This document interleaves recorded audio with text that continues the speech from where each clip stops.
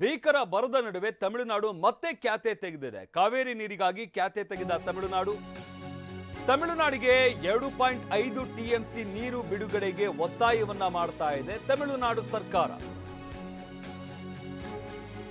ರಾಜ್ಯದಲ್ಲಿ ಈಗಾಗಲೇ ಭೀಕರ ಬರ ಇದೆ. ಇದರ ನಡುವೆ ಮತ್ತೆ ತಮಿಳುನಾಡು ಖ್ಯಾತೆ ತೆಗೆದಿದೆ. ಕಾವೇರಿ ನೀರಿಗಾಗಿ ಖ್ಯಾತೆ ತೆಗೆದ ತಮಿಳುನಾಡು 2.5 ಟಿಎಂಸಿ ನೀರು ಬಿಡುಗಡೆಗೆ ಒತ್ತಡವನ್ನ ಹಾಕ್ತಾ ಇದೆ. ಕುಡಿಯುವ ನೀರಿನ ನೆಪದಲ್ಲಿ ನಿರಾಕರಿಸಬಾರದು, ಕುಡಿಯೋದಕ್ಕೆ 0.5 ಟಿಎಂಸಿ ನೀರು ಸಾಕು ಅಂತ ವಾದವನ್ನ ಮಂಡಿಸಲಾಗ್ತಾ ಇದೆ. ಕಾವೇರಿ ನೀರು ನಿಯಂತ್ರಣ ಸಮಿತಿ ಸಭೆಯಲ್ಲಿ ಒತ್ತಡವನ್ನ ಮಾಡ್ತಾ ಇದೆ.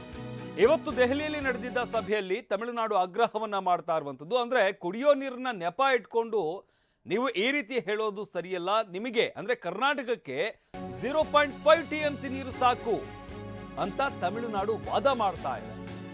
ಇನ್ನು ತಮಿಳುನಾಡು ಆಗ್ರಹಕ್ಕೆ ರಾಜ್ಯ ತೀವ್ರ ವಿರೋಧವನ್ನು ವ್ಯಕ್ತಪಡಿಸಿದೆ. ಭೀಕರ ಬರ ಹಿನ್ನೆಲೆ ಕುಡಿಯುವ ನೀರಿಗೆ ಸಮಸ್ಯೆ ಇದೆ, ನೀರು ಹರಿಸೋದಕ್ಕೆ ಡ್ಯಾಂಗಳಲ್ಲಿ ನೀರಿಲ್ಲ ಅಂತ ವಾದವನ್ನ ಮಾಡಲಾಗಿದೆ.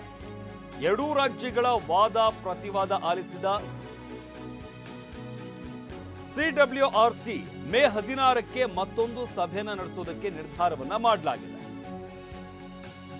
ತಮಿಳುನಾಡು ಆಗ್ರಹಕ್ಕೆ ತೀವ್ರ ಆಕ್ಷೇಪವನ್ನ ವ್ಯಕ್ತಪಡಿಸಿರುವಂತದ್ದು ರಾಜ್ಯ ಸರ್ಕಾರ. ಇವತ್ತು ನಡೆದಂತಹ ಸಭೆಯಲ್ಲಿ